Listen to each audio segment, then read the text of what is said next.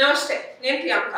So ఈ recent టైంలో ఎక్కడ చూసినా కానీ ఒకటే ఒక ఫీవర్ చాలా మందిని భయపెట్టేస్తుంది, అదే scarlet fever.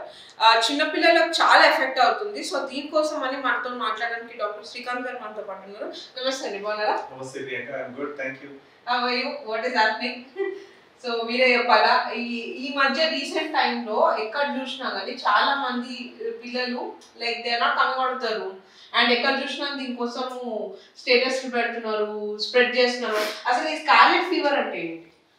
So scarlet fever అనేది ఒక bacterial infection. It effects the children, especially 5 years to 15 years మధ్యలో ఉన్న పిల్లల్ని ఎఫెక్ట్ చేస్తుంది. సో దాంట్లో ఏంటంటే స్ట్రెప్టోకోకస్ అనే బ్యాక్టీరియా ఉంటుంది అనమాట. స్ట్రెప్టోకోకస్ అనే బ్యాక్టీరియా ఎప్పుడైతే మన బాడీలోకి, ఆ పిల్లల బాడీలోకి ప్రవేశిస్తుందో that will lead to scarlet fever. So ఈ స్కార్లెట్ ఫీవర్ దాని సిమ్టమ్స్ ఎట్లా ఉంటాయంటే, మామూలుగా పిల్లల్లో మామూలు ఇన్ఫెక్షన్ ఉన్నట్టే ఫీవర్, తర్వాత థ్రోట్ పెయిన్ రావడం ఉంటుంది. దాని తర్వాత పిల్లల్లో ర్యాష్ వస్తుంది ఒళ్ళంతా, అంటే ఫేస్ తర్వాత నెక్ మీద స్టార్ట్ అయిన rash, it will spread downwards, it will effect the trunk and hands and feet. So దాంతోపాటు వాళ్ళ టంగ్ చాలా రెడ్ కలర్ ఉంటుంది అనమాట, దాన్ని స్ట్రాబెరీ టంగ్ అంటారు. సో ఇవన్నీ ఈ స్కార్లెట్ ఫీవర్ లో ఉన్న లక్షణాలు. దానికి కారణం ఏంటంటే స్ట్రెప్టోకోకస్ అనే బ్యాక్టీరియా. ఓకే. సో ఇట్లా ఈ స్కార్లెట్ ఫీవర్ వచ్చిన వాళ్ళు ఎలాంటి జాగ్రత్తలు తీసుకోవాలి? సో స్కార్లెట్ ఫీవర్ మనం ఇప్పుడు చాలా కేసెస్ చూస్తున్నాము, ఒక 2 months నుంచి ఎక్కువ కేసెస్ ఉన్నాయి. సో దీనికి కారణం ఏంటంటే, ఈ ఎవరికైతే స్కార్లెట్ ఫీవర్ వచ్చిందో ఆ పిల్లలు తగిన జాగ్రత్తలు తీసుకోకుండా వాళ్ళు స్ప్రెడ్ చేయడం ద్వారా మిగతా వాళ్ళ క్లాస్మేట్స్కి, వాళ్ళ ఫ్యామిలీ మెంబర్స్కి, వాళ్ళ ఫ్రెండ్స్కి, వాళ్ళ నైబర్హుడ్లో మిగతా పిల్లలకి ఇన్ఫెక్ట్ చేయడం ద్వారా ఎక్కువ స్ప్రెడ్ అవుతుంది. కాబట్టి మనము ఈ ఇన్ఫెక్షన్ కంట్రోల్ చేయాలి, ఇంకెక్కువ మంది పిల్లలు ఎఫెక్ట్ కాకూడదంటే, ఈ పిల్లలు ఎవరైతే ఇన్ఫెక్ట్ అయ్యారో వాళ్ళని వాళ్ళ తల్లిదండ్రులు స్కూల్కి పంపించకుండా ఒక 5 to 7 days ఇంట్లో ఉంచాలి, ఒకటి. రెండోది, వీళ్ళు హ్యాండ్స్ వాష్ చేసుకోవాలి.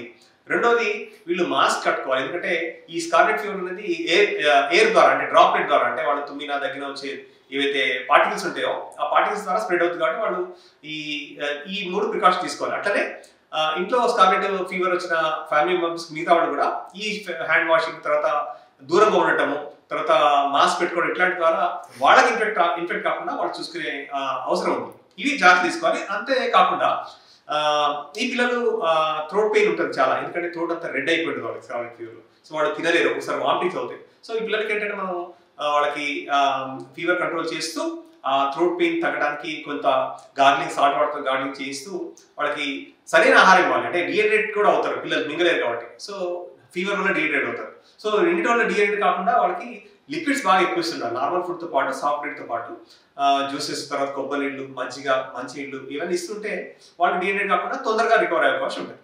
ఓకే. సో అంటే ఈ స్కార్లెట్ ఫీవర్ ఉంటే చిన్నపిల్లలకే వస్తుందా, పెద్దవాళ్ళకి కూడా వస్తుందా? సో యూజువల్ గా చిన్నపిల్లలు వస్తుంది, అది మనం ఇంతకుముందు మాట్లాడుకున్నట్టు 5 to 15 years మధ్య పిల్లలు వస్తుంది.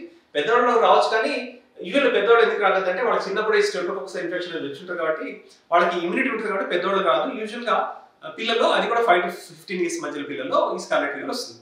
ఓకే. అంటే దీని వల్ల ఇది స్ప్రెడ్ అవుతుంది అని అంటున్నాను కదా, అంటే చిన్న వాళ్ళ నుంచి పెద్దవాళ్ళకి వచ్చే ఛాన్సెస్ ఉంటుంది. అంటే ఇప్పుడు చిన్న పిల్లలకు 5 to 15 అన్నారు, వాళ్ళకి వచ్చిందంటే వాళ్ళ పేరెంట్స్ వాళ్ళతోనే ఉంటారు కాబట్టి స్ప్రెడ్ అవుతుంది కదా. యూజువల్ గా పిల్లల ఇన్ఫెక్షన్ ఇది పెద్దలకి స్ప్రెడ్ అయ్యే అవకాశం తక్కువ ఉంటుంది. ఎందుకంటే పెద్దలకు ఆల్రెడీ ఇమ్యూనిటీ వచ్చి ఉంటుంది కాబట్టి వాళ్ళకి ఇన్ఫెక్షన్, సబ్క్లినికల్ ఇన్ఫెక్షన్ రావచ్చు, వాళ్ళకి పిల్లలాగా ఇబ్బంది పడే అవకాశం తక్కువ. పిల్లల కంటే పెద్దవాళ్ళు తక్కువ స్థాయిలో, తక్కువ నంబర్స్ లో, తక్కువ సివియారిటీతో ఇన్ఫెక్ట్ కావచ్చు కూడా. ఓకే. సో ఇది కైండ్ ఆఫ్ కోవిడ్ సింటమ్స్ లాగా అనుకోవచ్చా? అంటే ఇప్పుడు ఒకప్పుడు కోవిడ్ అంటే మీకు తెలిసిందే కదా, థ్రోట్ ఇంకా కోల్డ్, దీని వల్లే use to spread a lot.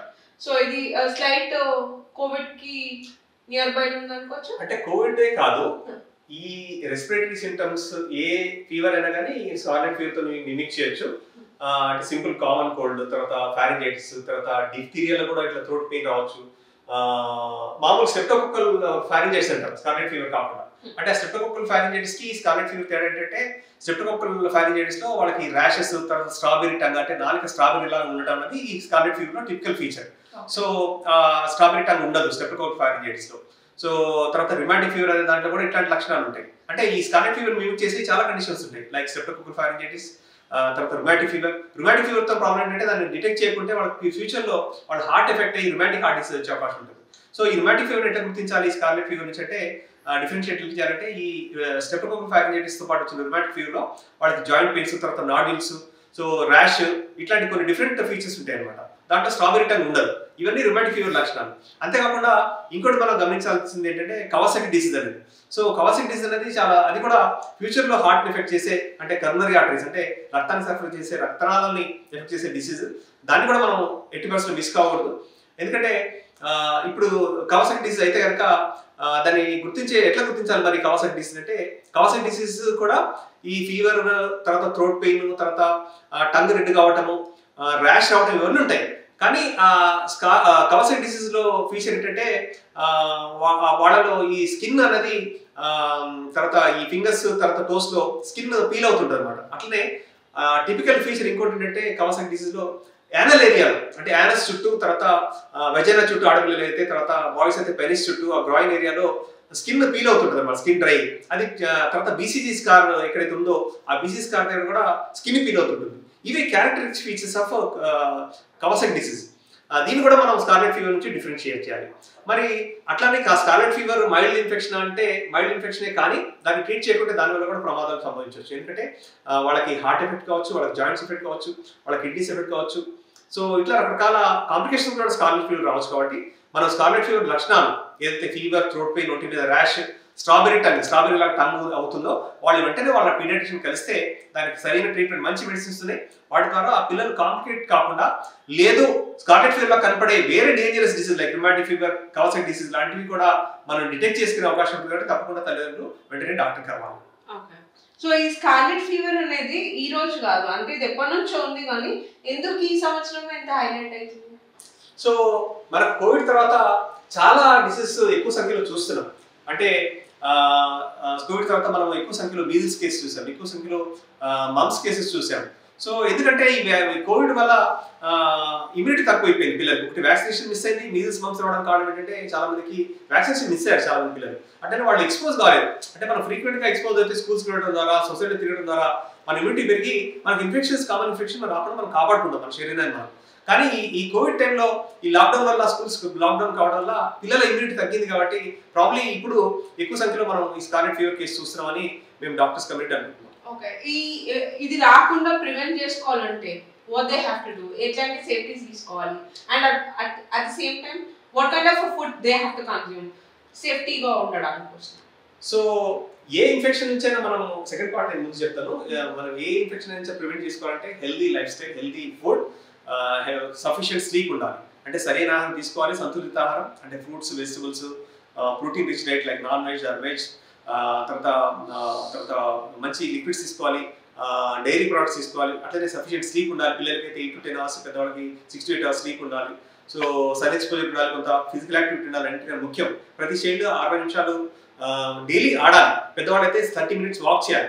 So ఇట్లా మనం ఇమ్యూనిటీ పెంచుకోవచ్చు. కానీ ఓవర్ నైట్ మనం ఇమ్యూనిటీ పెంచుకునే మార్గాలు ఏమిటో, ఏ డిసీజ్ మనం షార్ట్ టర్మ్ లో ప్రివెంట్ చేసుకోవాలి. ఈ ఇమ్యూన్ బూస్టర్స్, మెడిసిన్స్, టాబ్లెట్స్ ఇవన్నీ కూడా యూస్లెస్ అని చెప్పొచ్చు.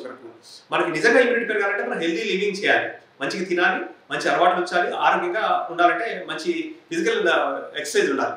సో అంతేకాకుండా టెంపరీగా ఇప్పుడు ఇట్లా మన ఇంట్లో ఎవరికైనా ఇన్ఫెక్షన్ వచ్చింది, లేదు మన స్కూల్లో ఈ స్కార్లెట్ ఫీవర్ ఉంది అంటే మన పిల్లలు రాకుండా ఉండాలంటే వాళ్ళకి సేమ్ మనం ఇంతకుముందు మాట్లాడుకున్నట్టు హ్యాండ్ వాషింగ్, తర్వాత మాస్క్ ధరించడం, కొంత సేఫ్ డిస్టెన్స్ మెయింటైన్ చేయడం ద్వారా, హెల్దీ డైట్, ఉడికించిన ఆహారం, మంచిగా ఉడికించిన ఆహారం, బాయిల్ చేసిన వాటర్ తీసుకోవడం ద్వారా మనం ఈ స్కార్లెట్ ఫీవర్ కానీ ఏ ఇన్ఫెక్షన్ కానీ మెజారిటీ ఆఫ్ ఇన్ఫెక్షన్స్ మనం హైజీన్ మెయింటైన్ చేయడం ద్వారా, హెల్దీగా లివ్ చేయడం ద్వారా ప్రివెంట్ చేసుకునే అవకాశం ఉంది. Thank you so much. Thank you Priyanka. So చూస్తున్నారు కదా, హైజీన్ ఉండి హెల్తీ లివింగ్ ఉంటే మాత్రం ఇట్లాంటి దాని నుంచి మనం సేఫ్ అవుతాము, దూరం ఉంటాము, అండ్ బెటర్గా లివింగ్ ఉండొచ్చు అని చెప్తున్నారు. So this is the special story on scarlet. I am Priyanka Salim.